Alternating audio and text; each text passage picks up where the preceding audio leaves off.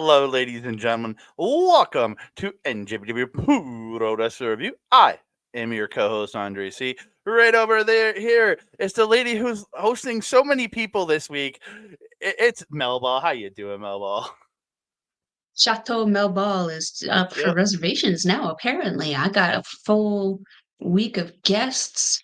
I got Kat after AEW, which is going to end up with some questionable results because she and I get a little crazy.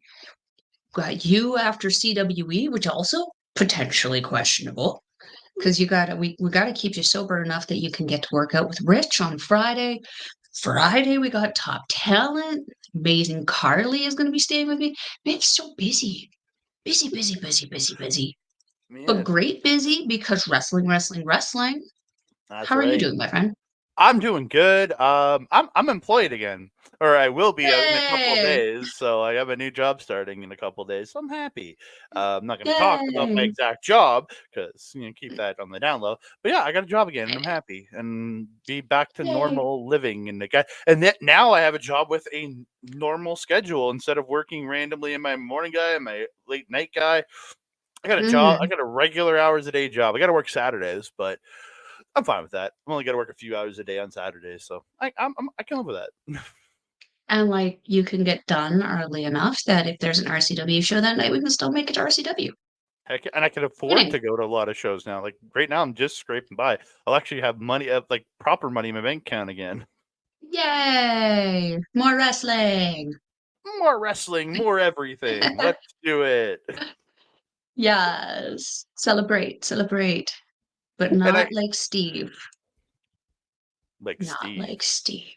I'm so confused. Celebrate, Steve. Cloudy with a chance of meatballs. Celebrate. Come Oh on. yeah, I'm sorry, I forgot. Celebrate. Yeah.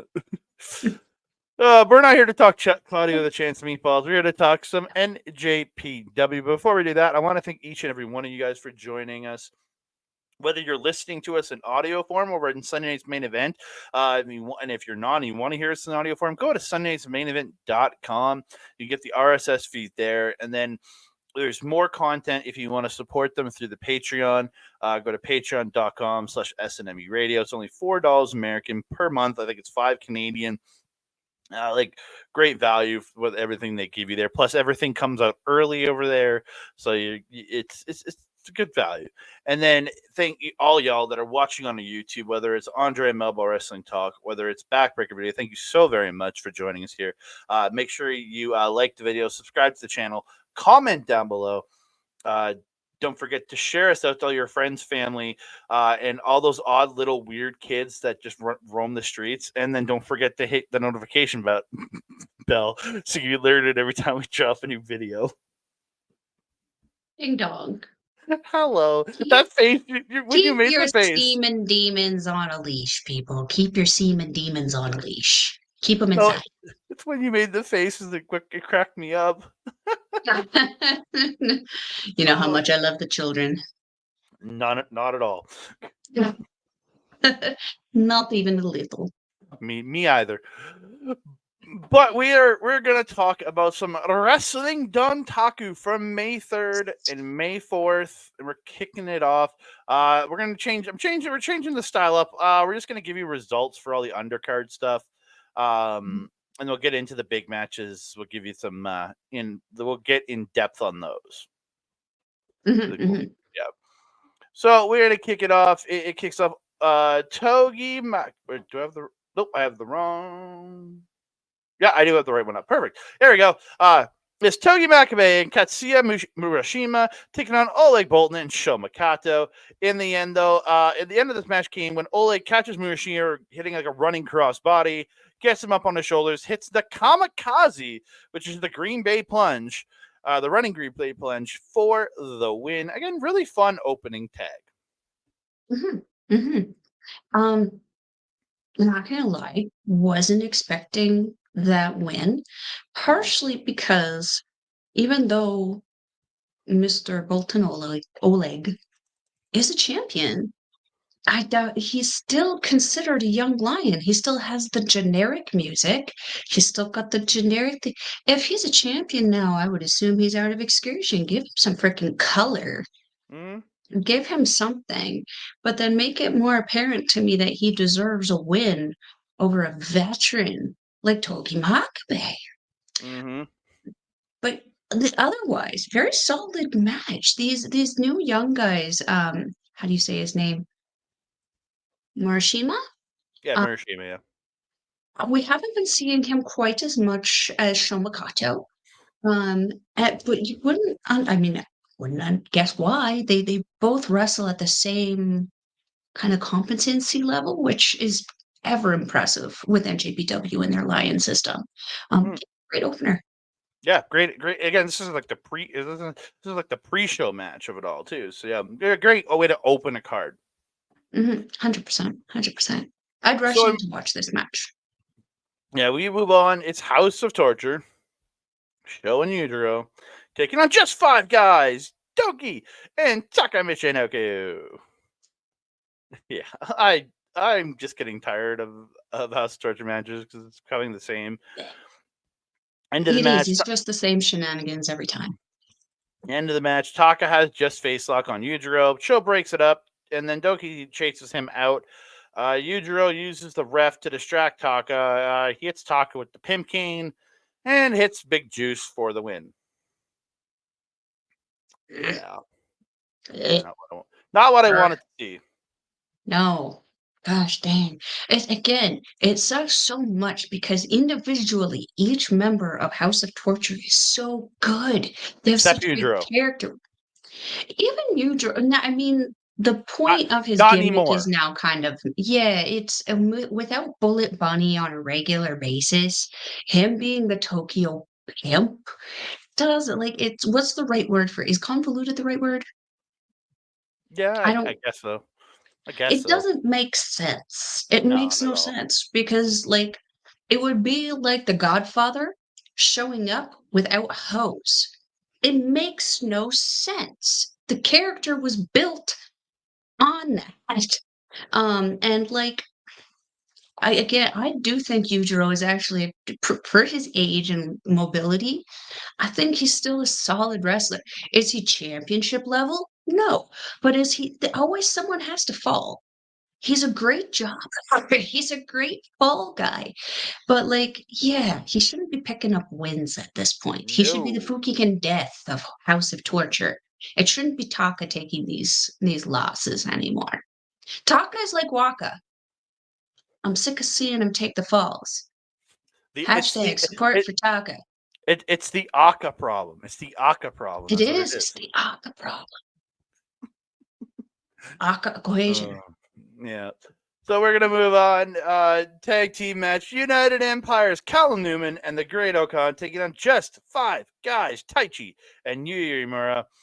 In the end, the Os Cutter is stopped by Uemura from Mhm, Newman, and Newman ends up hitting strikes, goes for his powerbomb, but Uemura slips out into and grabs the deadlock suplex, gets the bridge, and gets the win. But mhm. what I really like was post match. Like Colin was leaning against the apron, and Uemura climbed on the ropes and stood over him, holding up the KOPW title that he had just recently won from Mhm, Mr. Khan. mhm. And I thought that was actually a great shot of him just like standing over him, showing like Oh yeah. this isn't over. But then there was like shots of like Taichi like looking at Uemura, like giving him like looks, but like for that KOPW title. So it's like, is his teammate gonna try and take the KOPW title from him? So it's like I was like, this match was actually gave me a lot of intrigue here. I was gonna say I really enjoyed this match actually, not just for the story that these guys created in the ring, but for the stories that they're potentially creating afterwards. Um, you would think that we wouldn't want to see that kind of interfaction warfare kind of happening, considering we just saw it with Los Ingobernables.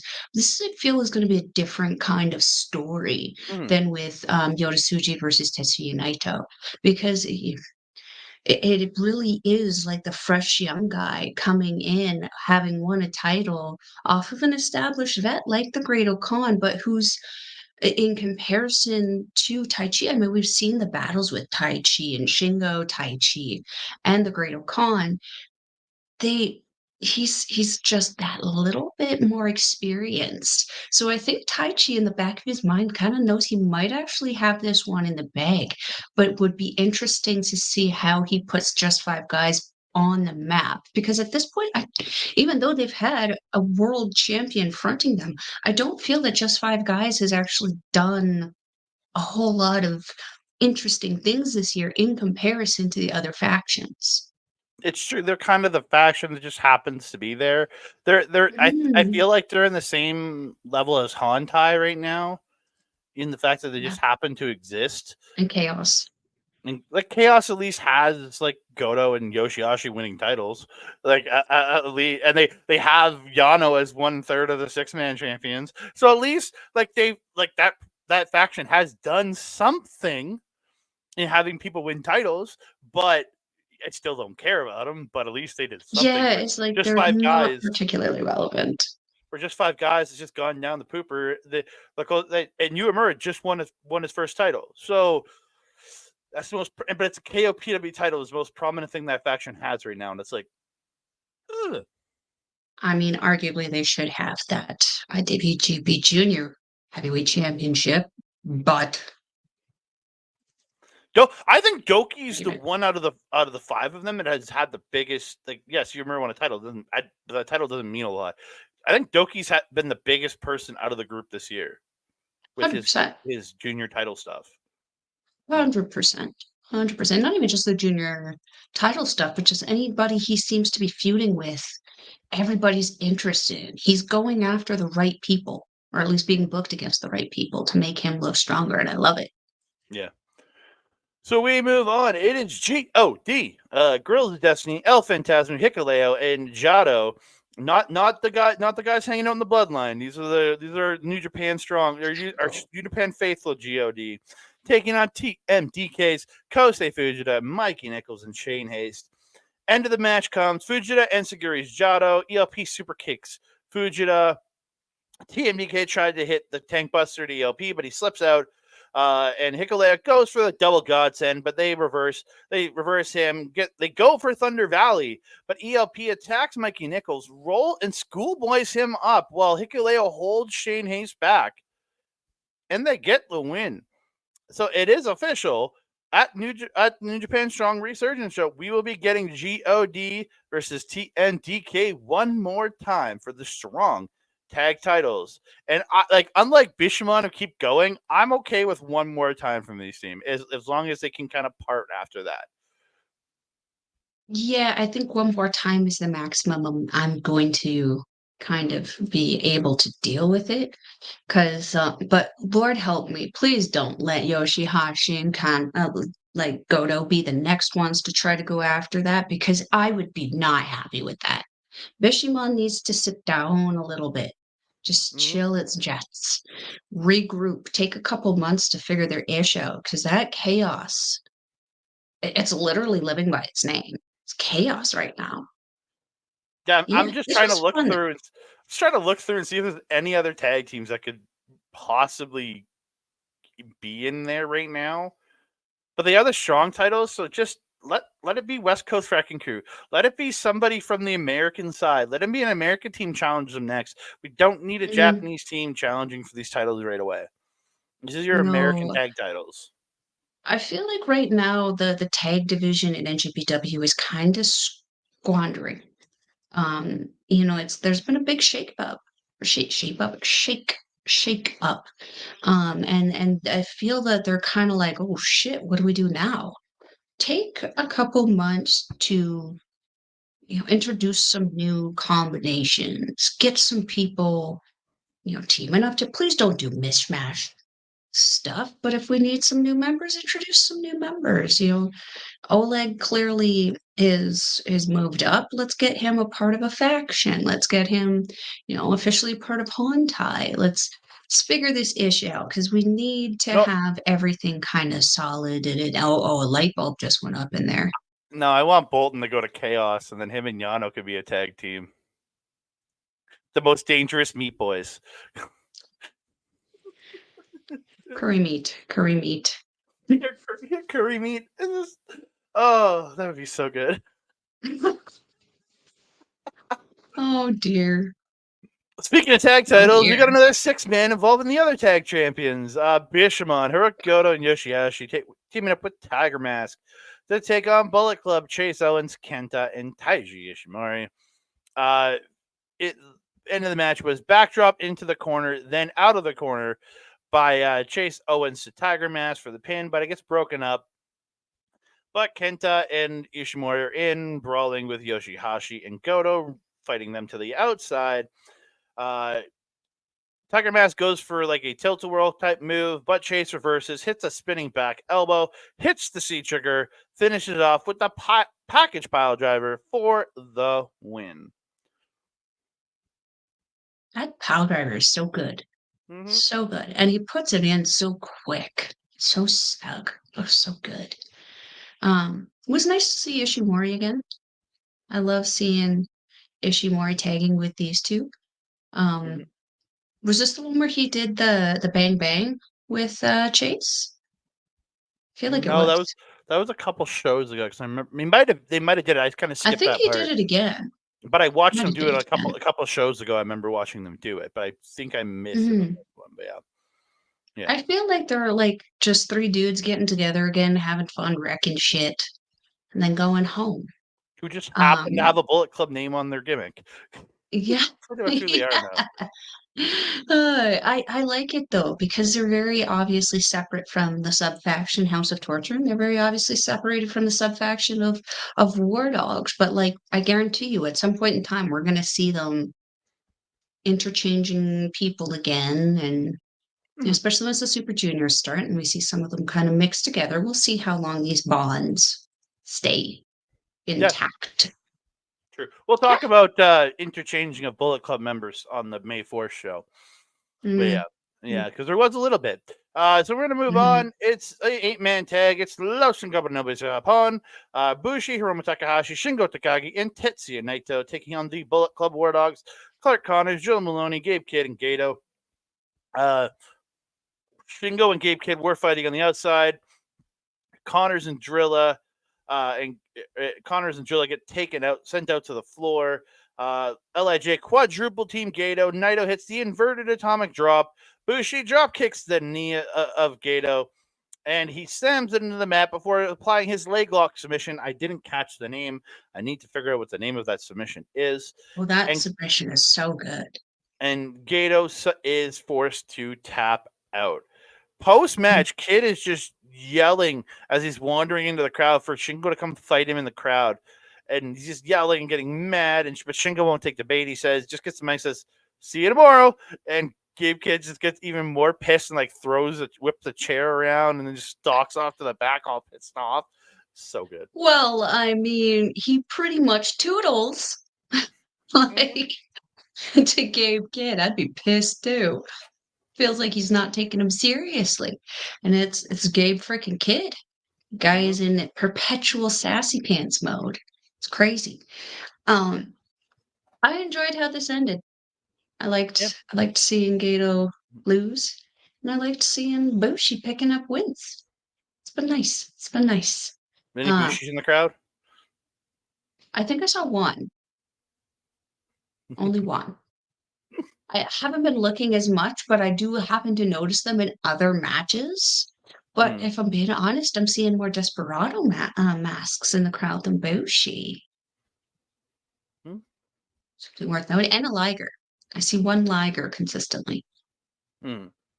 It's The like legend. full cosplay Liger. Like not Yeah. just the mask. Oh, wow. Let's come in. They're Jason Rutledging. Yeah. Yeah. And Yeah. every once in a while you see one guy who's also dressed up as Red Shoes in the crowd. Yeah, but anybody can just put on a pair of red shoes. Come on. It's real easy. And a ref shirt, and A black shirt. the guy literally looks like Red Shoes' twin. It's crazy. Maybe they're setting up for a Earl Hebner, Dave Hebner kind of thing. Where they can work in like Yota Tsuji and his brother. Yeah, do a whole twin gimmick. Yes. That'd be tremendous. Oh dear. Our last undercard tag match, it's El Desperado, Jon Moxley, and Shota Umino taking on House of Torture. Evil, Narita, Yoshinobu Kanemaru with the dick. Again, a lot of interference throughout this match. Desperado hits Guitardo down head on Kanemaru for 2. Narita gets the push-up bar, distracting the ref. Togo uses the garrote on Desperado, but Moxley takes him out, and then he ends up planchaing Narita on the floor. Kanemaru hits the Santori surprise on Desperado, runs him into the exposed buckle, and rolls him up for the win.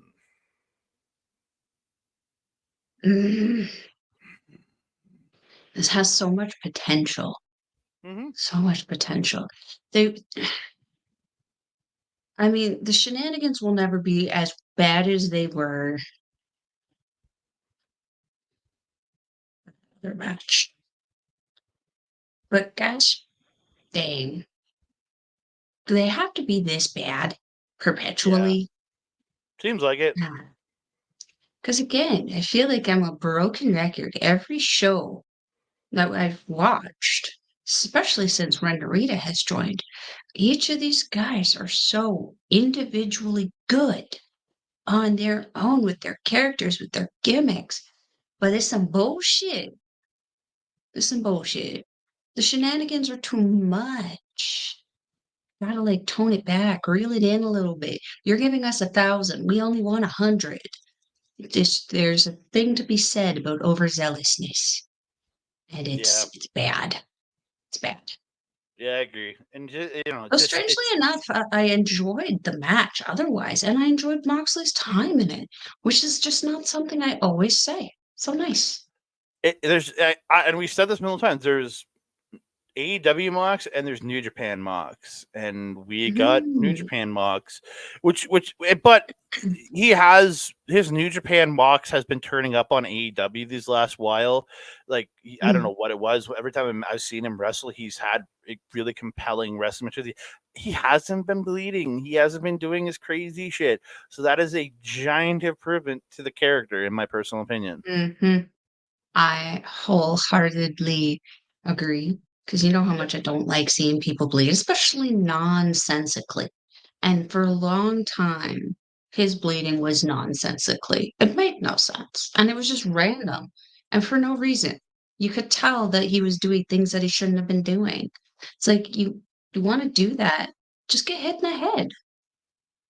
Yeah. Just do it. Just take the shot to the face, take the whatever. We'll talk about that, how that ended up on one of these shows. We'll talk about that in the next minute, and then on May 4th. So May 4th show. But we're gonna move into it's a NJPW World Television Championship match. Zack Sabre Jr. defending against Jeff Cobb in a rematch from last year.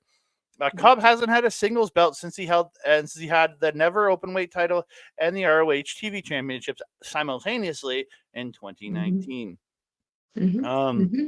Yeah, Cobb catches Sabre going for a flying tornado DDT and just belly to bellies him, no problem. And it just looked beautiful. And then Cobb comes running out in the corner, but Sabre just dodges out of the way and hits this flying tornado DDT to follow it up. I'm like, man, great sequences, man. These guys are just so well there. Zack Sabre Jr. gets a German on Cobb.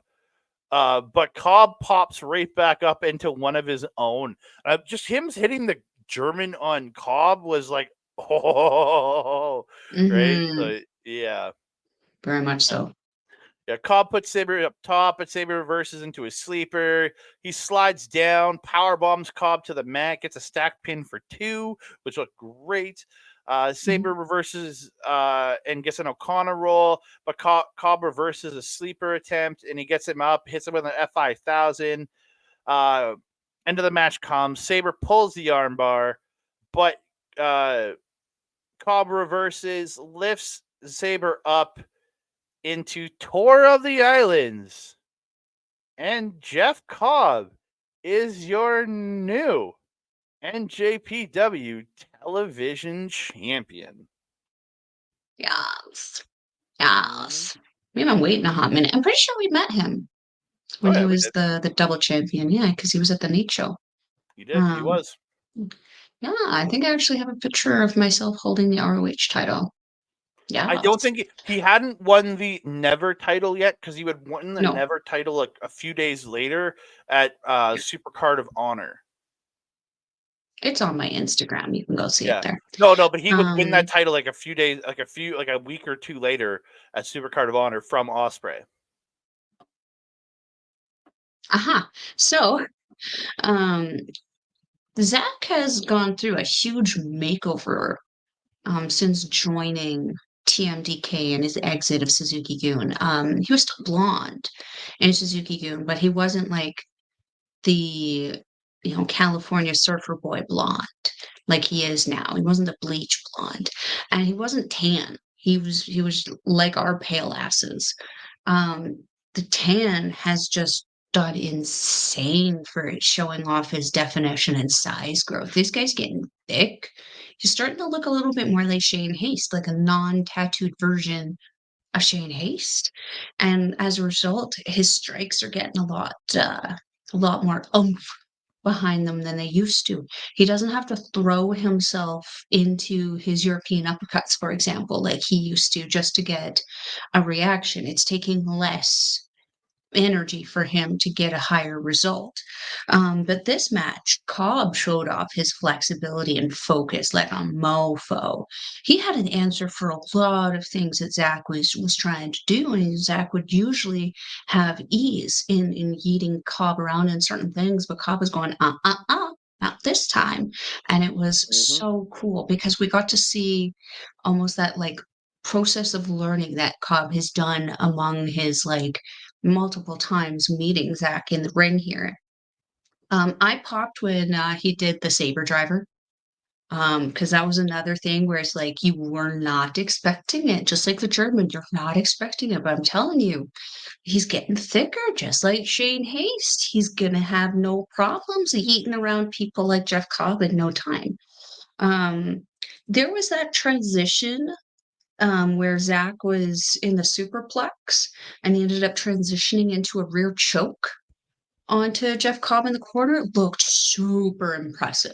Super Mm. impressive because that went from like a high like intensity and like scary stressful moment for me because I'm like, oh, that's gonna hurt so bad into a, oh, would you look at that? He completely changed the trajectory of what he was doing and where he was going. So really, really freaking cool match. But that F5000 by Cobb was insane.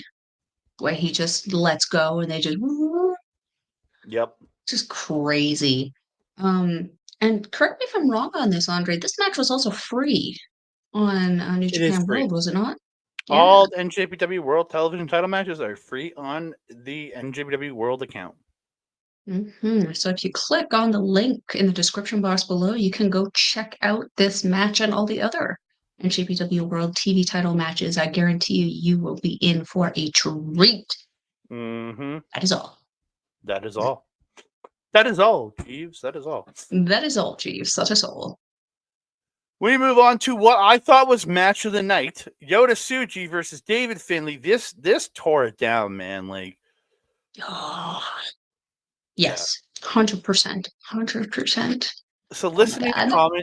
listening to commentary, and ELP was on commentary on the show after he finished with May. Mm-hmm. Um, we're talking about when Finlay had the sleeper on, and he gets that like high angle on people when he's got the sleeper on to put pressure. I love that Yeah. difference that he does is getting that high angle and pushing down Mm-hmm. on people, trying to really wrench the neck while he's got the sleep. Mm-hmm.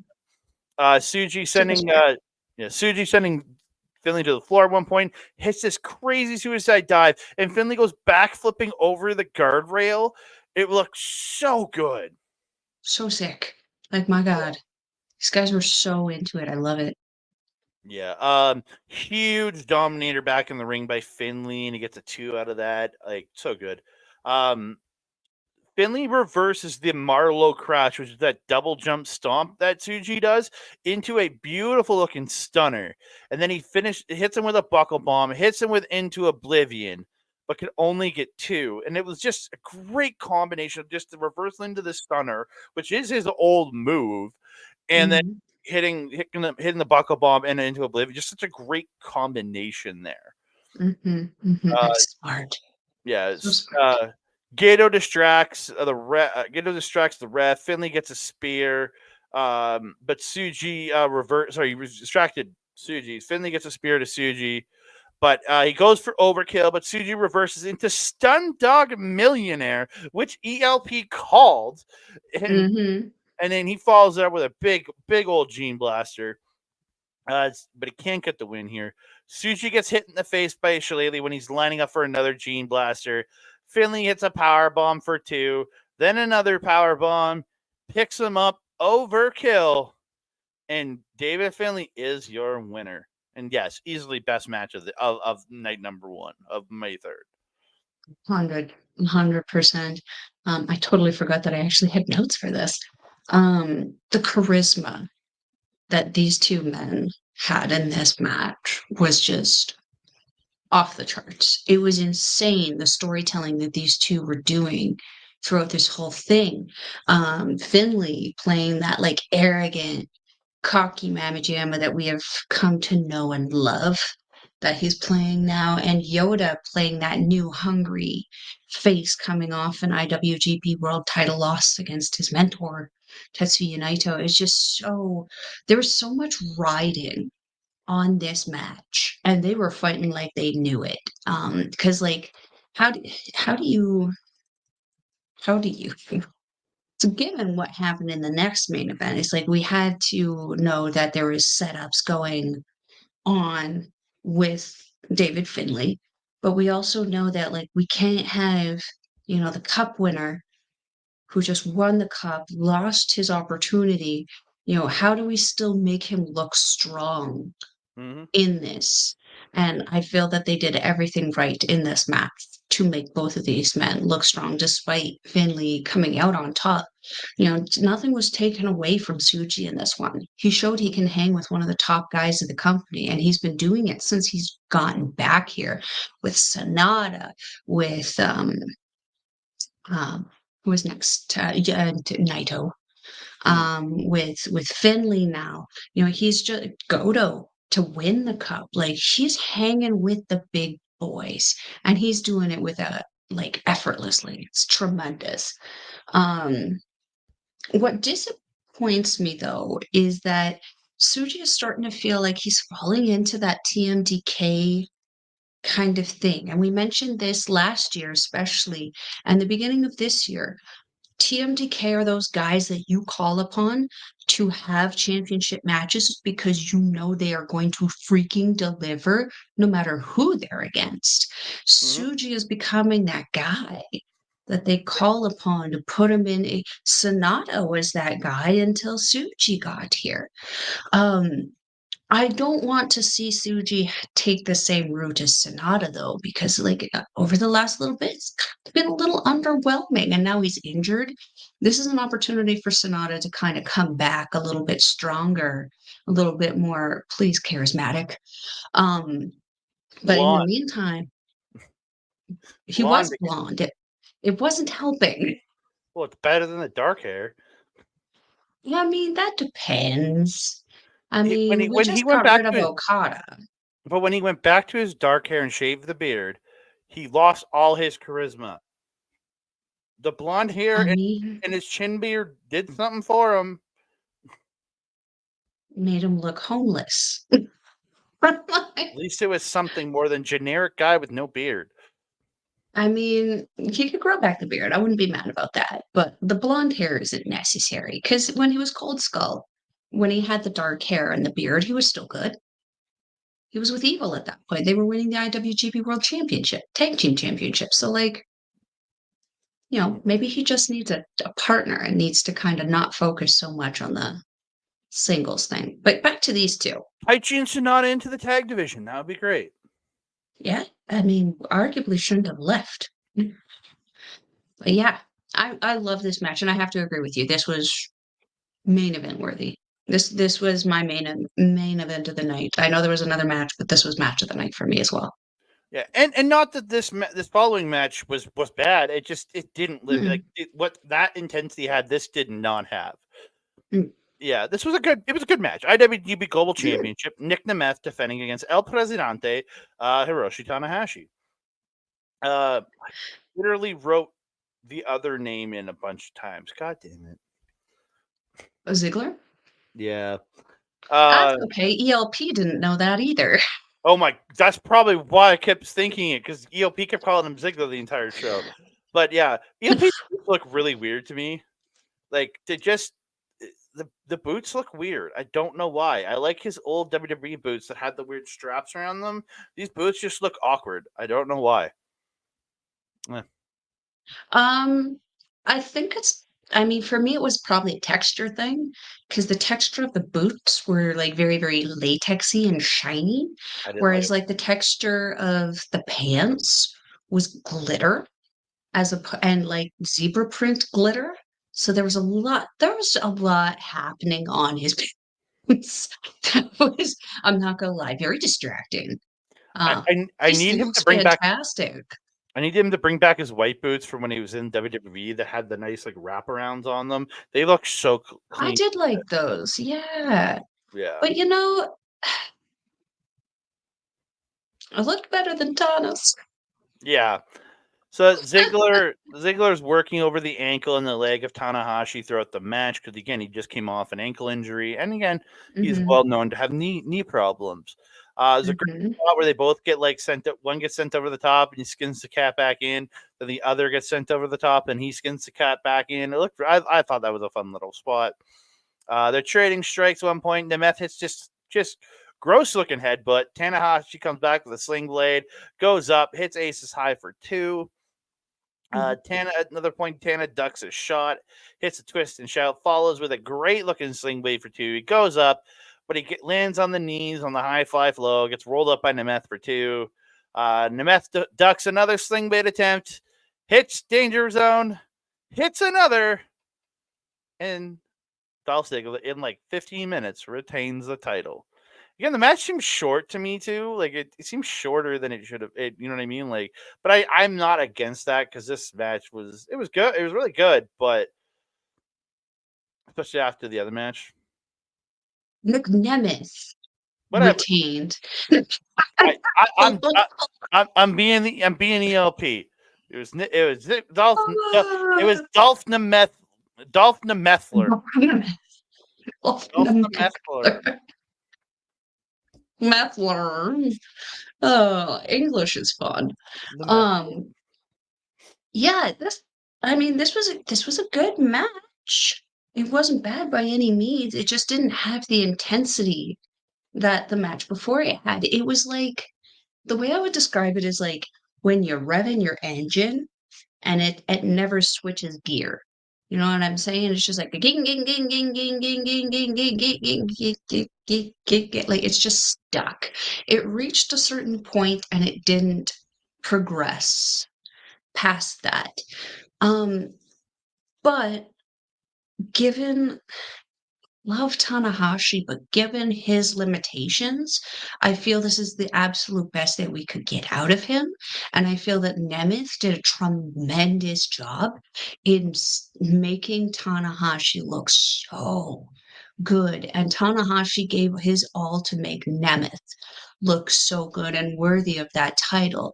So I got to commend both of these guys because, yeah, like it was exactly what I expected out of Nemeth with his little jumping bean kind of thing. He was overselling everything. He was jumping into everything, but it looked good and it helped with the mobility of Tanahashi. Tanahashi looked pretty solid in this one. And like we've been very critical, well, I have, about his sometimes seemingly inability to walk, just simply walk, this poor man. But he gave it his all in this match. I got to commend him for that. It was very, very good, but it wasn't Finlay versus Tsuji. It wasn't Yeah. quite there. So post match, Finlay attacks Nemeth and Tanahashi. He gets a shillelagh, but misses a swinging at Nemeth, and they brawl around the ring. So the young War Dogs break them up. Nemeth gets a mic, calls him a coward, challenging him to defend the title anytime. And he says, "No, you know what? Tomorrow night, I wanted to face you for the title. I want to face you for the championship." And I wrote, "Hopefully, Finlay becomes a 2-time champion." Is what I wrote here. So, Hopefully. post match, they set up the title match for the following night. Yes. Oh, and also Yes. on the fact of Jeff Cobb winning the TV title, on May 11th, he is facing Lance Archer, defending that TV title at New Japan Strong Resurgence. So, Gosh. Oh, that's going to be such a good show. I'm so oh, excited for that I, show. I've got more to talk about, so don't worry. Are we allowed to talk about the thing that we discovered kind of today for ourselves? No, because well, we can talk about it, but it technically came out of a show that hasn't aired on outward publicly yet, unless you paid for the Oh, pay-per-view. We can talk about it. okay, let's continue. I'll talk about it after we're done May 4th. How about that? Sure, sure. Yeah. So, okay, I get back up to the top of my notes here. At the bottom. Pre-show match, Frontier Zone tag match. It is Katsuya Murashima and Togi Makabe taking on Naoki Sakurajima and Mhm. Jet Way. Yeah. So Now, did that what's his name? Naoki? I'm not even gonna try to say the last name. Naoki One with Sakurajima. Yeah. yes. He was giving me like Andy Anderson. He reminded me of like a young Andy Anderson. El Lobo. Loved it. Yeah. Anyway, take as a Yeah. dude. Both these guys are from Kyushu Pro Wrestling. I really like Jetway's green and gold and white tights. I think they look great.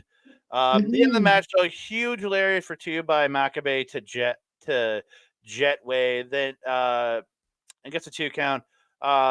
Hits a scoop slam, goes to the top, King Kong knee drop on Jet for the win. But I really thought I thought Naoki was good, but I really liked Jet in this match. I thought he did a great Mhm. man.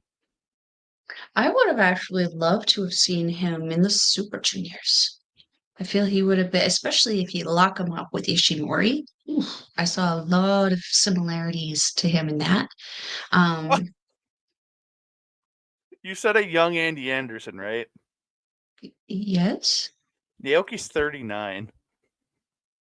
So he's younger than the Andy front Anderson. door. Yeah, No, Naoki's 39. That's to do with the goatee. Yeah, he's 39. I feel like Andy's older than I am, though. Oh yeah, he's in his 40s. Like, the guy's been wrestling since the early That's still 2000s. younger. Oh yeah, Still younger. but not a young version. Well, I mean, look at him. He's clearly got the blessing side. He's gonna look like this until he's 80, and then he's gonna wake up looking like Muda. Yeah. But this was very fun. I really enjoyed this match. I also really, really enjoyed Jetway. Very, very quick. He teamed very, very well with his partner. I actually really enjoyed these guys. You could tell they were wrestling a little heelish in this. I kind of liked how they made that very defined. You know, how I like the clear definition of heel and face. Fun match. Fun match. Andy Anderson, according to Pro Wrestling Wikia, is 49. So he's 10 years younger. Yeah. There you go. See? See? Yeah. See? Learning things. We move on to another pre-show match because this was on the pre-show, according to things. It's Yeah. Sho Makato and Tiger Mask versus TMDK's Mikey, Nicholls, and Shane Haste. Shane Haste entering with a bag of popcorn sitting in his title belt, like in his crotch area, like it was in his title belt. Yeah. He ended up giving it to Chris. And Chris is like, I'm just gonna put it to the side for now because he's working, he's talking, so he can't eat. I wonder if Jeff Cobb ate it when he came out. Jeff He Cobb. took it back. He took it Oh, back did he? after the match. He Oh, took it back, yeah, because he was eating it in the backstage. I actually watched some of the backstage promos for this one. He was just shoving it in his oh, face okay. again. All right. Yeah. The end of this match was TMDK sent Tiger Mask to the floor, and they hit. So Chris Charlton, What they hit, Andre. uh, Shane Hayes gave this name. Just remember, Shane Hayes gave this name the Power Bottom, which is a power bomb Uranagi combination, which is also a rock bottom. Holy shit! I was laughing my ass off, and they get the I win. was They hit it. too. Oh And it was it caught me so off guard. It was the last that I just heard power bottom and I went, what? and then had to turn up the volume. And he said it a few more times. I was like, that's what I thought you said. Poor Mikey Nicholls. No. And Chris is trying to call it a rock bomb. But like Haste is like, no, it's a power bottom. I mean, he's not wrong. I mean, it is a power bomb and a rock bottom. A rock bomb. Rock bomb works. Bomb bottom would even sound better than that. Bomb bottom. Power bottom. This is why Shane Haste is one of my favorite pro wrestlers. I mean, yeah, you know what? We got the salmon splash. We got the power bottom. Long live NJPW. Yep. I very much enjoyed this little tag match. Me too. It was good times. I don't like that TMDK was on the pre-show. I don't like that. Yeah, that's something you subject your whole audience to. Yeah, but isn't the pre-show matches free? So they're trying to show off the best team in the world, TMDK. Yeah, but they're showing them off as people are coming in. People should already be there and is set in their seats to see TMDK because these are tag champions. It's true. Tag champions. So I'm insulting my mic. We move on. It is just 5 guys, Douki and Yuya Uemura against the United Empire's Francesco Akira and the Great Okan. The end of this match came. Douki gets a Douki chokey onto Akira, but Akira reverses out. They trade a bunch of pinfalls. Douki gets an arm drag into the seatbelt pin, but Akira reverses the seatbelt pin to his own seatbelt pin, and he gets the 1, the 2, and the 3, pinning Douki in this match. I was affected, but I was like, all right. I'm like, I've become a really huge fan of Douki, but Akira, Empire, baby. Yes. Amore. I love Akira.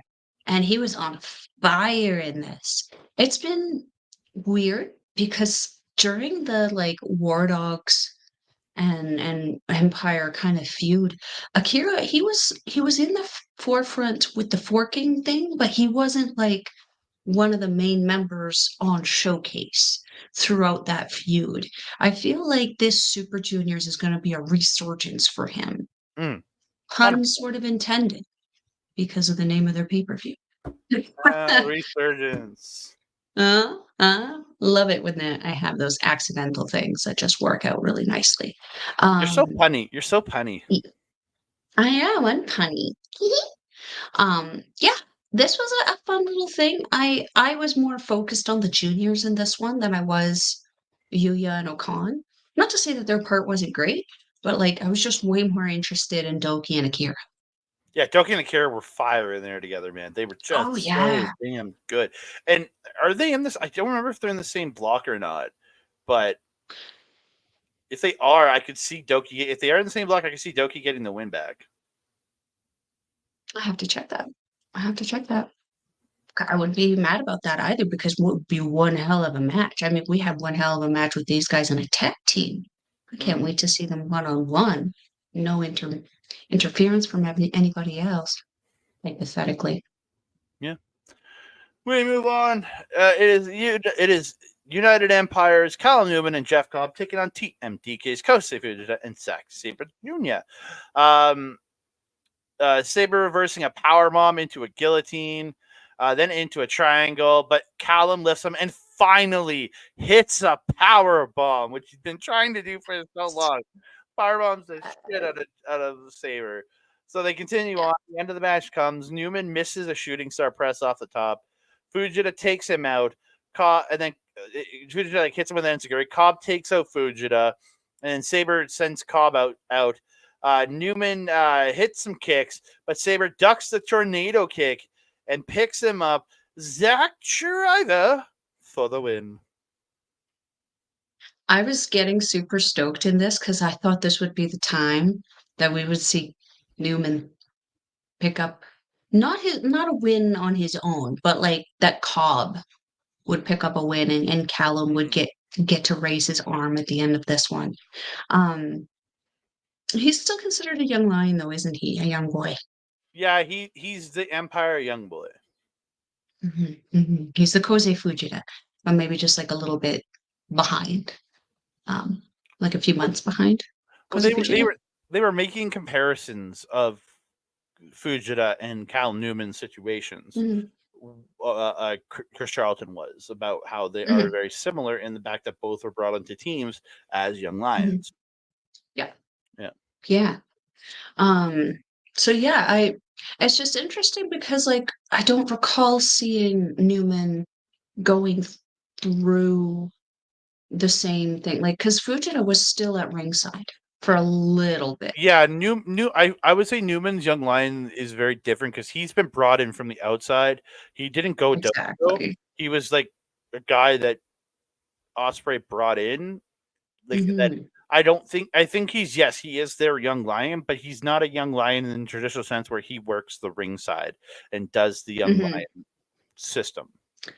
Yeah, yeah. And you know, it normally I'm kind of like very that's not really the way it should be. But then again, I liked what they did with Fujita. And I want to see them capture that magic again with somebody. Who better than Caleb Newman on the United Empire, especially when United Empire is kind of going through the same thing Queen's Quest and Stardom is going through right now. They lost their captain. They're kind of, I wouldn't say drifting, but there's questions. There's more Mhm. questions than answers coming out of this faction right now. So it'd be interesting to see where Newman's kind of place kind of ends up falling in this one, especially being that he was handpicked and brought in by Osprey only to kind of be abandoned. Yeah, and, yeah, and again, where's TJP right now? Like I know he probably went home for a week or so uh, before he's coming back for the Super Junior tour. Like yeah, a little bit of time. Obviously, he is working the Super Junior tour. That's probably why yeah. he's not around. But I mean, his lady's wrestling right now, isn't she? I didn't know his lady was a wrestler, so Yeah, she wrestles a little bit more hardcore-ish, so maybe he's nursing her a little bit. could be. Could be. We're gonna move on because we got lots more to get through. House of Just Torture. That team. Evil Show. Yoshinobu Kanemaru and Yujiro Takahashi taking on the Gorillas of Destiny. Hell Phantasmo and Hikuleo along with El Desperado and Shota Umino. Into this match, Evil sent to the floor. Gato is climbing in the ring, but he gets the rope kicked in his crotch. And Desperado hits a suicide dive onto them on the floor. ELP hits just a rope walk moonsault to all of House of Torture on the floor, except for Gato, where in back of the ring, or not Gato, and Kanemaru was the one that didn't get attacked. He didn't get one too. Because back in the ring, Umino hits Ignition, the Blaze Blade, and the Death Rider to Yoshinobu Kanemaru and gets the win. Mhm, mhm. Just I'm happy not gonna not to see lie. I'm just happy HOT didn't win. Yeah, same, same. I was honestly more invested in it's just the massive Canadian heart that ELP has specifically for El Desperado. The L's just trying to bond so desperately in this one, and like ELP like a little golden retriever, just like, come on now, be my friend, high five. Desperado's just sitting there like a grumpy cat, like, no. I don't want. I was more invested in Desperado giving Hikuleo a high five in this match than I was in the match. Mm-hmm. It was there. Yeah. It was not my favorite. Yeah. Yeah. Shota is getting a lot more palatable for me though. Like the more I'm seeing him work and the more I'm seeing him start to look not like somebody else, but starting to look a little bit more like who I think he's probably evolving into, Mm-hmm. makes me happy. Because now he looks more like a Ken doll now, I'm not gonna lie, but like I like it. Oh, I'm starting to like the haircut a little bit. so you're saying Shota Umino doesn't have a penis? I am in no way, shape, or form saying that. No. Well, you said he looks like No. a Ken doll, and I mean, no. Hiroshi Talking about Tanahashi and hunks of plastic. Boltin Oleg taking on just 5 guys, Taichi and Taka Michinoku. Taka gets just face lock on Tanahashi, but Oleg pulls him up, but he's still holding on to just face lock on Tana, so he drops him to like let him break the hold and picks him up again, gut wrenches them across the ring. And then he takes out Taichi. Tana hits the sling blade on Taka, goes up top, high fly flow for the win. Yeah. I'm gonna say this. Taka Michinoku takes those gut wrenches, I would say just as good as Kanemaru. Mm-hmm. Except for Kanemaru, like he makes it obvious that he's putting himself into position for it. Taka made it less obvious. He made it less obvious. Very, very good show from Just Five Guys in this one. And if I'm not mistaken, I believe Taichi pantsed also. Mm. Yes, he pantsed, which was nice. Everyone was excited, especially Chris Charlton. And Jeff Cobb. Jeff Cobb seemed to enjoy it too. Yeah, yeah, I'm sure. Because at this point, Jeff They- Cobb has joined commentary. Ooh. And like it took me a while to figure out that it was him. Like I knew it was him, but every time I heard him, like that just doesn't sound like him. The commentary was hilarious. Like the banter between those two was just like it ELP was and funny. Jeff Cobb are the perfect fill-in partners for Chris Charlton if their name 100%. is not Alex Zane. Alex Zane I still think is my favorite because he was just like utterly ridiculous. But like yeah. Did I send you the video of him kicking that little person? So good. So funny. Final undercard match before we get to our 4 title matches on this show. 8-man tag, LIJ's Bushi, Hiromu Takahashi, Tetsuya Naito, and Yota Tsuji taking on Bullet Club, War Dogs, Clark Connors, Taiji Ishimori, Joe Maloney, and Gato. Ishimori joining the War Dogs tonight for David Finlay, who was the original graphic had David Finlay in this match until they made the tag, and it was supposed to be Nemeth and Tanahashi in that tag and in that the previous tag match too. So yeah, things got changed. Hey, I think for the better though. Yeah, War Dogs quadruple team Naito. Drilla plants him with the spinebuster stomp. Can only get 2. He goes for Drilla Killa, but Naito slips out. Tsuji comes in. Tsuji takes out Connors, takes out Gato. Bushi suicide dives Ishimori on the floor. LIJ all attack Drilla. Naito hits the sister Tornado DDT, follows up with Destino, and gets the win. But the best part was post-match. Tsuji has Gato by his beard. And then literally yanks part of his beard out and blows it onto one of the Japanese announcers. And the guy, the Japanese announcer, is like, yeah, he's like, no. He's just waving his arms like, no. Same. Yucky. That Don't want dirty that ass beard. You don't know where that's been. Yeah. Yeah, I'm really I really love that Drilla Killa. I know he didn't pop it off in this one. He almost did. But I just love that Drilla Killa. The way he can just suddenly just put somebody in it and just pop it off is so good. Yeah, I'm really actually, as you know how much I enjoyed United Empire versus Bullet Club. Now to see the War Dogs turn their attention to LIJ, I think it's a really good reinvigoration for LIJ, who've been really quiet until the last couple of months. I feel like this is kind of a resurgence again, punny resurgence for LIJ. I'm excited for how some of these kind of pop off because despite the showdown between Tsuji and Finlay the night before, and now the showdown between Kid and Shingo. I don't think it's over for these guys quite yet. I feel like United Empire, I think we're still in for a good couple more months of battling, and I'm kind of here for it. Well, yeah, I think the War Dogs really want dominion over New Japan Pro Wrestling. Ah, I see what you did there. I understand that reference. So bad. They Oh, want we to be. try. They want to be the G's one day.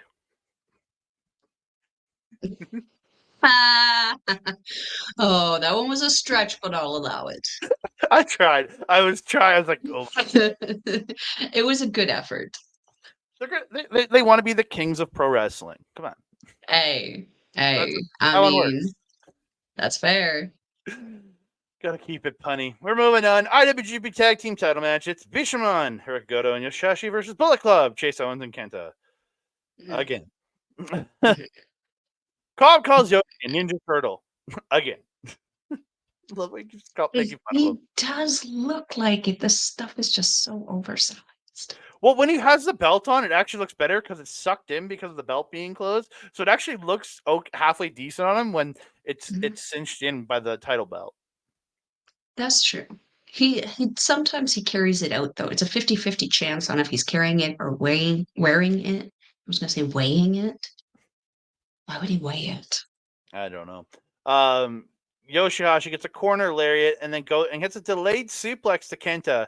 And Chris Charlton says Yoshihashi's been working out, but Cobb says nah. Yoshihashi he just forgot how to do a suplex. That's why he stopped partway through. That's true. I laugh. It's So, fair. and this comes from the man that is the king of delayed of the delayed suplex. The man like does squats while he's delayed suplexing people. It's true. It is very true. The things that Jeff Cobb can do are just not fair. No. Goto kicks away the belt from Kenta. He's coming in to use it and throws him out, but Chase Owens gets the belt, hits him, but he only gets a 2 count. He follows it up with Jewel Heist, but Yoshihashi pushes Kenta into the pin to break it up. One point, the C trigger gets caught, and Bishamon hit Violent Flash, but Chase fights off Shoto, and Kenta hits Yoshihashi with, and this is Jeff Cobb saying, the Greco-Roman chair shot. I did not hear that one. Well, I heard the chair shot, but I didn't hear the Greco-Roman part. Oh, he said and then Chris was like, "It's not Greco-Roman," because he always talks about the Greco-Roman throat hold, right? Yeah, that Taichi does. Yeah. Cobb is playing off that, and I laughed so hard. I'm sad I missed that now. Yeah. In the end, though, Goto hits GTW, but Chase kicks out at 2. Shoto is fought off, sending Yoshihashi out. Chase hits a low blow to Goto, and Kenta has the ref distracted. Kenta then follows up Buseiku knee, and Chase hits a jackknife pin for the win. And we have new IWGP Tag Team Champions. Man, these are the hot potato titles, man. They just keep switching. Not that the TV title has done the same thing over the last little bit, but at least never open championship. Yeah. But I can say at least like Riddle in his run got like a couple defenses on MLW. It wasn't like he just won it then lost it. It was like like the global title too. The global title, KOPW title for a bit there when it was hot potatoing between Shingo and Taichi. Please tell me that jackass Vince Russo isn't booking for New Japan now, because that was his favorite thing, was just constantly have title changes. I don't think that's the case, but in regards to the IWGP tag titles, as we mentioned earlier, the tag division seems to be a little in shambles right now in NJPW, with like some prominent members kind of leaving, and they haven't necessarily been replaced. I feel like their next tournament. I don't know why I think it's just the World Tag League that they do for these guys. I feel like that's going to be when they start putting a little bit more attention into what like tag teams that they have and who should be able to challenge. I think there we'll start to see a little bit more of a invigoration into their tag division. But yeah, I'm not gonna lie, I'm happy that the titles are back on Chase and Kenta. Because yay, Kenta won something again. Finally, again. Keep this up. More wins for Kenta. We move on to, I'll admit, my best match of the evening. And the next two matches were both really good matches, but this was straight fire. Never open weight championship match. Shingo Takagi defending against Gabe Kidd. I love Gabe Kidd's new Madman robe and his new Madman. Mm-hmm. I loved them, yeah. So good. They end up brawling to the floor early. Kids whipping Shingo into the barricade, and this is where the camera goes all fuzzy. It was really, we got whipped into the barricade, and the camera went all weird. I was Oh like, yeah, like with the weird. Yeah, I was like, like uh-oh. like a cable got yanked or something. It was really cool. Yeah, And they do like a chair, like a lightsaber chair battle on the floor. Kid hits him in yeah. the face, and then Kid hits an exploder to Shingo onto the chair on the floor. Oh, Mm-hmm. yeah. Nasty. They were trading these backdrop suplex in, and Shingo hits this last one to Kid, literally dropping him on his head. It looked so rough. I was like, oh! It was, Yeah. yeah. They're headbutting each other up top. But Kid fights him off, gets a hanging guillotine. Then they drop to the mat, and he hits a brainbuster at center. But this is where he pulls Shingo up, and you're like, dude, come on. You never do Why? that. It's Shingo. You don't do that. No. Later in the match, Shingo gets a pumping bomber, but Kid reverses Last of the Dragon into a pile driver. But Shingo pops right back up with a sliding lariat. They're both down. This is where they get up, and Kid hits another headbutt and gets a pile driver, but he's like flopping around the ring, like all fucked up from hitting his headbutt. But he finally gets a pin, but he only gets two. The end of the match comes. They're striking hard. And then Shingo gets him down, hits a sliding lariat. Then he comes back with a rebound lariat, which is Gabe Kidd's move. Mm-hmm. Picks him up, Tiger Driver 91, just dropping him on his head. Gets a 2 count, hits another sliding lariat, picks him up, Last of the Dragon, and Shingo Takagi retains the never open weight championship. Mm-hmm. Mm-hmm. What a battle this was. This was so war. And like I loved Gabe Kidd when he was just unhinged in that battle with the United Empire. But like this, I mean, we've been seeing a lot of like what I would consider Gabe Kidd showcases, particularly in North America, where he's been kind of beaking off, running his mouth, and I'm kind of living for it because I feel like the North American crowd gives him the response that he wants. I feel like he feeds off the what's the word? Like the energy of the crowd. So when they start booing the fizzity-uck out of him, he loves it. He knows that he's doing something right. Whereas the Japanese crowd can be pretty quiet until something happens, and then they clap. Regardless if you're the face or the heel, if you did something impressive, they're gonna clap for you. So I think Gabe Kidd does probably from that UK background to his, because the UK fans are freaking savage. I would love to see a wrestling show in the UK just to be just surrounded by absolute chaos and music. Because it's almost like wrestling and karaoke night in one night. We're going to have to save up some money and then go crash at Mark's place then. Oh, they do like I'll keep you in the loop, honey. There's really cheap tickets that we can get on certain times of the year to go to the UK for under $1,000. I need to get a passport first. Yeah, you should probably get on that. Yeah, really should. But yeah, this match was just so heavy hitting. You know how much I love Shingo Takagi, and you know how much I love when he gets challenged. Gabe Kidd was a challenge for him, and it's been a hot minute. Like it's been since Taichi, I feel that we've seen Shingo really truly challenged, and I feel like this was what he needed to kind of really start off his dominant reign as the never openweight champion. Well, Shingo Takagi has been challenged again this coming weekend for Resurgence. It's him and Yuya Uemura for the never openweight championship.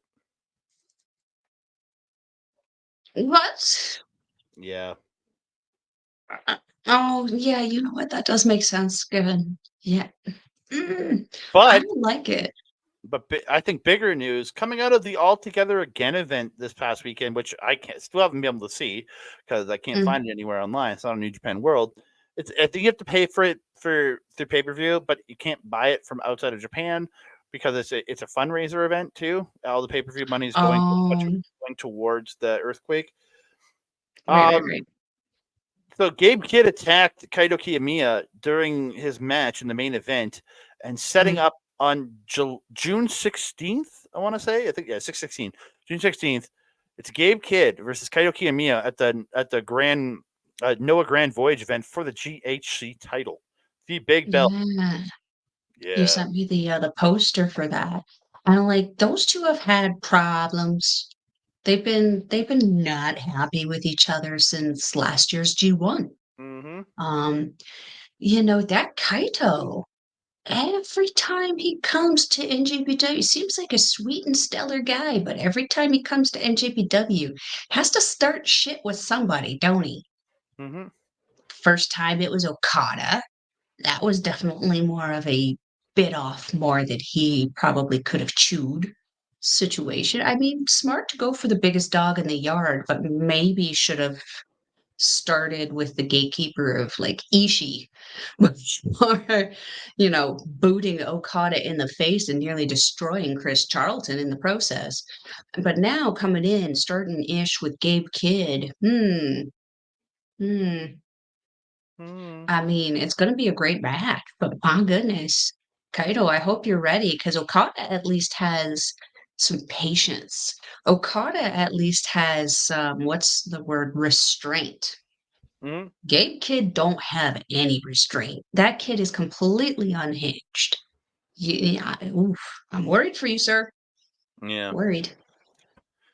So, Yeah. semi-main event. It's IWGP Global Heavyweight Championship. It is Nic Ziggler and the Methler, whatever you want to call him, versus Nick David. What? Nick Zemeth? Is that Ziglemith? I don't frickin' know. Dick Zigglemeth. Dolph Zigglemith. Dick Zigglemeth. Dick Zigglemeth. Sweet Marcy. Oh Lord, this No, man. And Dick they, Dick Dick Nemethler. Dick Nemethler. this guy, like for me, is hot. Like it's like D Bri Bri D Dibbity Doo Da Day and frickin' Bronson Reed Bronson Mr. Ziggles. Zigglesworth. Mr. Ziggles. This match starts. They're just brawling around. They fight like Finlay attacks him on the stage. They fight the ringside, running barricades. Uh, Finlay's hard whips into the corner are phenomenal. And I think they're made that much better by being Nic Nemeth, how he bounces out of the corner too. And he has that like Hmm. very exaggerated Shawn Michaels flop style in his selling. Like Finlay does that, it always looks good, but Nemeth just made it look with the bounce out that he has. Like just so Hmm. um, I agree. Finlay spears the Met through the ropes at one point, then gets him on his shoulders, tosses him into the ring post head first. Finlay does this running around the ring, goes to spear him through the barricade, but Nemeth dodges out of the way, and he goes right through the barricade door into another barricade, which then Mhm. falls on him. Yeah. It's so funny. Glorious chaos. Yeah, Poor choices were made. Yeah, Nemeth reverses a power bomb at one point into a sleeper, taking Finlay down on the mat. But then Finlay gets up, climbs up to the second rope, and jumps off backwards, slamming Nemeth into the mat to break it up. Pretty, I like that. I really like that. Um, Hmm. Another great power bomb reversal by Nemeth, reversing it into the Famouser for two. Looked really good. In the end, though, Finlay hits a backdrop into the corner, then follows up with a power bomb for two. He then picks him back up, power bomb, then lifts him up, overkill, that knee right to the jaw. David Finlay is the two-time IWGP Global Championship. That title is back where it belongs. I believe he said it in a promo, or backstage comments time that that title, David Finlay said this, that title was created specifically for him. I have to agree. Destroying the IWGP US and UK titles to make way for the global title. It felt so right. This has been a weird couple of months where it hasn't been where it belongs. I understand how and why they decided to give Mr. Nemeth a chance and make the run in the North American market because it got NJPW a lot of attention. But I feel like the War Dogs and David Finlay in particular, these guys are the future of the North American push for NJPW, them and TMDK. So I feel like this was the best move for them. And it gives Nemeth an opportunity to do other things within NJPW if he chooses to, which I suspect he probably will, at least with a strong brand, at the very, very least. I suspect we're going to see him pretty regularly on anything happening in North America. But I'm very happy with this. I felt for Nemeth, this was just a more fun match for me to watch involving him. It was a huge step up from him and Tanahashi because Finley is on the same level as Nemeth. He can go just as quick, just as hard, just as fast. He can sell just as good. I loved this match. The intensity wasn't quite the same as Shingo and Kid. There was still animosity here. Like, don't get that twisted. There was a lot of animosity here. But I feel like the anger and the destruction just came out a little bit more with Shingo and Kid. But this match was tremendous. I was happy with this. Yeah, I agree with you. Again, I really had a great match, and I personally say I don't think anybody sells like Dolph Ziggler in wrestling anymore because he was the man that took Shawn Michaels' place as the best seller in professional wrestling because the man just has an innate ability to make a like. I think the man could wrestle a broomstick and make the broomstick look like a goddamn champion. The same thing. That's the same thing people said about Shawn Michaels. Like he could wrestle a broomstick and make the broomstick look like it was like a world champion, and that's good they are at. That's how good they are at professional wrestling. I feel like Osprey is probably up in that category as well, though, because he sells really, really good. Oh But yeah, if we're talking over the top, it's Ibushi. Ibushi's got Ibushi's comparable. Ibushi could challenge Ziggler for that throne. You're right, Yeah, but but like not Ibushi now. no, Not Ibushi like AEW 5 years ago. Ibushi. 5 years ago. NJPW Ibushi. Like 5 years ago, Ibushi. Yeah, 100%. But I agree. He's a very, very good sell. Very good sell. And no one flops around the way he does. Like he Yeah, does the ragdoll very, very well. No one else very does it well. like him. We're going to jump in main event of the show. It's IWGP World Heavyweight Championship match. Jon Moxley defending against Ren Narita. This was a better match than I thought it was going to be because, again, House of Hmm. Torture. And it turned out into a really good match. Yeah. Moxley does get attacked at ringside by Kanemaru and Sho during his entrance. But Shota shows up, but he gets fought off by House of Torture. They cuff him. Narita starts choking Mox with a chair. Umino gets hit over the head with a plastic chair by Sho. It was funny because he hit him, and all you heard was like a pop, and you see the seat go flying up in the air. It was pretty funny. Yeah. So they all fight off. Mox fights them all off, and he gets Narita in the ring to start the match. And then they carry Shota to the back, or Kanemaru carries Shota to the back. They're fighting on the apron at one point. Sho stops a pile driver by Moxley on the apron. Moxley gets knocked to the floor. Narita hits the guillotine knee off the apron to Moxley on the floor. And then he picks up a barricade at one point when they're in the crowd and just smacks him with it. It was pretty funny. They go through some more stuff. Moxley gets attacked up top by Sho as he's got two tables set up on the floor with Narita on them. Narita comes up trying to superplex him through the tables on the floor. They fight to the apron, and Mox ends up hitting a Uranagi to Narita, sending him through the tables.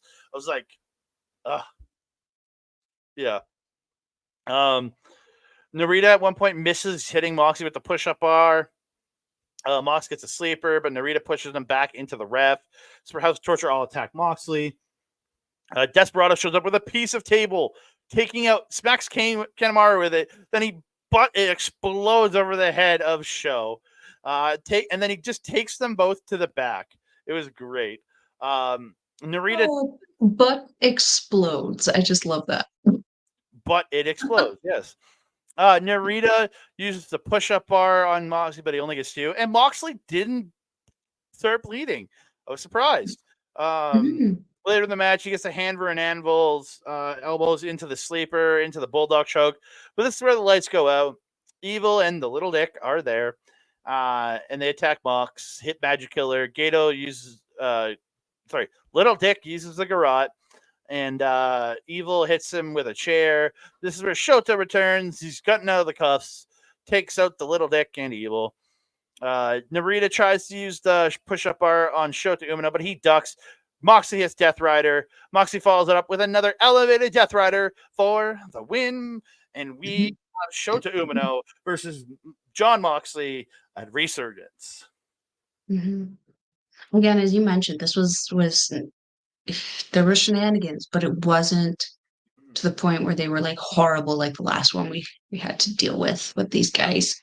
I really, really like how Narita is progressing since joining House of Torture. I like how we've seen character out of him and how we've seen charisma, because we were just getting like the personality of a salt-free soda cracker. When he was with Strong Style, he was definitely being outshone by Minoru Suzuki in that case. I think the only one who actually bled in this one was Narita, when he got that pretty gnarly cut on his back after going through the table, but it doesn't look like it was deep enough like with Kenta's, where it was gushing pretty badly throughout the match. He was able actually to get through a lot of the match without it actually, like at one point I forgot it was there until he turned around. I was like, oh, what is that? Oh, right. Table a few minutes ago. He's good. Yeah. I actually really, really enjoyed this match. And that's again not something I always say with Moxley, but NJPW Moxley is just so good. It's like he really embraces that strong style when he's working the strong style wrestlers, and that enough people in AEW have worked with the strong style people and are maybe getting ready to work with the strong style people that he's more compelled to bring it over there. I don't know. But like it makes me happy to hear that he is kind of bringing in that NJPW strong style to AEW, because that's honestly my favorite style that he does. That being said, I hope that they don't bury Narita now, that he's had his opportunity and they just kind of boot him down to the end of the line. I want to see, maybe this is just like a shooting for the stars thing, but I want to see Shota dethrone Moxley, and I want to see what we should have gotten before Jack Perry came in and parried Narita. I want to see Shota Umino versus Red Narita for the IWGP Championship. What do you think about that, Andre? That sounds phenomenal to me. But post-match, Evil's in the ring. He's the one still in the ring looking super pissed at Moxley. And I have a bad feeling they're going to that at Dominion. If Moxley gets through Shota Umino, I feel like it's Evil and Moxley at Dominion. And I'm like, oh no. Because I think he drops it at Forbidden Door, personally. I think he has it till Forbidden Door. And then he drops it to a New Japan guy at Forbidden Door. That's my feeling. Just to get a title change on that show. Don't they have their own titles for that? Yes, but remember, the champions are facing people from other companies. So if Moxley, an AEW guy who has the IWGP titles there, he's probably facing somebody from New Japan, which means he'll drop the title to whoever he faces from New Japan. And gets the title Maybe back. this is just me, but like I kind of don't feel like I kind of feel like these Forbidden Door shows shouldn't be people who aren't a part of the companies getting shots at titles that aren't a part of their companies. What I want to see, and maybe this is just something that I have on myself, I want to see whose champion's stronger. I'll give a flying fruitcake about who is the guy who just faced Moxley on AEW? I don't even know. Hobbs. Hobbs? Yeah, Hobbs. I don't give a crap about him facing Moxley. I want to see who's stronger, Swerve Strickland or Jon Moxley. I don't want to see, Tony Storm just facing Anna Jay in the back. I want to see Tony Storm facing Micah or Mayu Iwatani to see which one of those champions is stronger. I want to see. We're getting Tony versus Mina. Come on.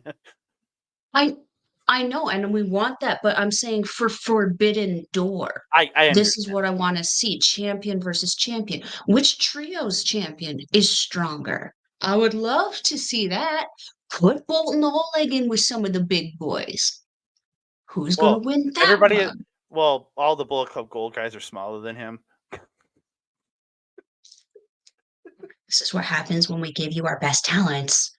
So, like, that's what I want to see in shows like Forbidden Door. I don't want to see Tony Khan marking out on his guys going, "Ooh, we're going to have somebody challenge for a title that's not even on our company." Now, I don't give a crap about that, your ego, buddy. I want to see a good match. Show me the top champions and show me which one's top. Which one's tippity topper? I agree with you. I agree. I think I would like that little. But and again, a couple of years ago, we did get a phenomenal match with Orange Cassidy challenging Ospreay for that U.S. title, which was bonkers good. Yeah. But now they have their North American title now, don't they? Yeah, the international title. Yeah. So, I mean, global champion David Finlay versus whoever's holding that. Could be a great match. It would be really, it's a good showcase. That is potentially Ospreay versus Finlay because Ospreay's challenging at Double or Nothing for that title. And what a freaking rematch it would be to have Finlay and Ospreay together again, particularly on a show where the freaking lunatics run the asylum. They could come up with some massively creative shit. Mm-hmm. We can we might just do a show where we just fantasy door. Fantasy book everything. Maybe Tony Khan can get some ideas from us. But I think we need to do a Forbidden Door fantasy booking show for this year. I think we need to do that in the next couple of weeks. But it's time for us to get out of here. So you can find me on X at That Can Guy, TikTok, Instagram, and Threads at That Canada Dude, Facebook at Andre Melville Wrestling Talk, and right here on YouTube at youtube.com/at Andre M Melville Wrestling Talk. You can always find us in audio form at Sunday Night's Main Event.com. Go over there, get the RSS feed. Give us a 5-star review on your platform of choice. Like us, all the things you can do to make all the positive things. And if you want to support them, go to patreon.com/SNME radio for only $4 American per month. I think it's $5 Canadian. Lots of great content over there. Check it out, ladies and gentlemen. You can always find me on twitch.tv/our local establishment every Friday with Mel. And then I do Wednesdays. I do the Japanese wrestling update. We talk about, that's the show on Friday. On Wednesdays, I do Marvel Talk with my other tag team partner, Old Ed. I was so confused. My brain is not working. We're on a roll. With Old Ed, we'll be back on May the 15th to talk the final 3 episodes of X-Men Tolerance is Extinction. The first part 1 was so good. Part 2 comes out later. It comes out later tonight. I'm so excited to watch that tomorrow morning, along with all the other wrestling. We're gonna have you can check us out also, on over there, twitch.tv/our local establishment, Instagram and TikTok at our Oli podcast, and then our local establishment, and a bunch of other stuff. Big shout out to our boy Mike the Ref. because he's simulcasting all of our stuff over on Backbreaker Video at youtube.com/@Backbreaker Video. If you want to see all his live content, go to twitch.tv/Mike the Referee. You can see his AEW watch-alongs, see him play video games. If you want replays of the gaming content, go to youtube.com/@Backbreaker Gaming, where you can find content from him, Mr. PJC, Mr. Rick Jules, and the freaking guest, Kayla J. Kayla J. Kayla J. Kayla J. Kayla J. We love Kayla J. We do. Melba, we're going to find you. If you're wanting to follow a Melball, you can follow her on the X thing at Collins Melball. You can follow her on everything else, Facebook, Instagram, TikTok, Mastodon, and Blue Sky at Melball Collins. You can also find her, as Andre mentioned a few times, on our establishment Japanese Wrestling Update on Fridays at 8 p.m. Mountain Time. Unless it's not, that we will let you know. We are going to be, where are we going to be? We're going to be at Top Talent this Friday, so it will be a pre-recorded episode because we will be screaming our faces off at Mustafa Ali. Queen Amanita. Queen Amanita. And Queen Amanita. Yes. So good. So much entertainment coming for you. We're going to probably have 2 Chop Talks coming at you next week.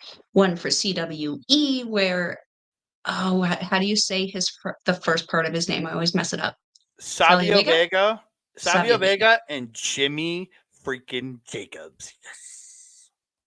That one I don't know, but I'm excited to see. And then we will also have the Top Talent Chop Talk coming to you next week with, as we mentioned, Queen Aminata and Mustafa Ali, among other people. But we will, we've only got so much time and we've wasted a lot. You can also catch me on Astro Pizarro's YouTube channel where we do our show, Ladies Wrestling Showcase. We're going to have an episode coming out very soon because we have so much shit to talk about. So much shit. Lots of stuff. Stay tuned to our socials to see when that is coming out. If you're wanting to watch NJPW, we will leave a link in the description box below. It is njpwworld.com. It is 999 yen, or approximately 10 Canadian. Oh. Shout out Sean Spears. But it's more like 750, according to this girl. Still an amazing price to watch some amazing professional wrestling. Andre, my trusted friend and colleague, do you have anything else to say to the beautiful people? 2 things. Coming up in the next couple days, check out our newest show, Dream of Marigold, where we do our first episode. It's gonna be it's kind of the Marigold preview from Wrestle Magic. It is Marigold versus Noah. So come and check. We're just reviewing the one match. We're not doing the whole Wrestle Magic show because I don't have that in me. But yeah, check that out. And then also want to thank you guys also very much for supporting us. If you're on SNME Radio, please give us a 5-star review. Please like us and all the other stuff over there. Go to patreon.com/SNME Radio. And if you're watching on the YouTubes, please like the video, subscribe to the channel, comment down below, share us out to your friends, family, strangers in the street, and all the crazy little weirdos that you know around this world. And don't forget to hit the notification bell so you can be alerted every time we drop a new video. Bingo. Hello. Hello. And that being said, I am your Malva. Over there is Andre. We will see you next time. Adios.